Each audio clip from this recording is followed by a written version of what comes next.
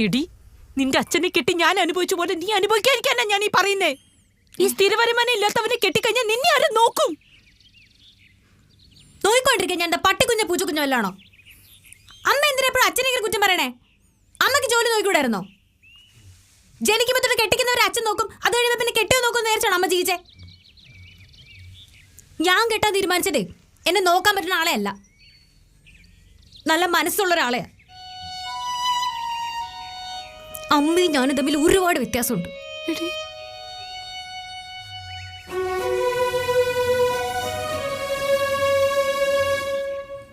നുണ പറഞ്ഞൊരു മാപ്പ്.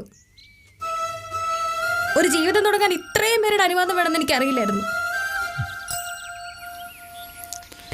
ഏവതിക്ക് ഇനി കല്യാണം വേണ്ട.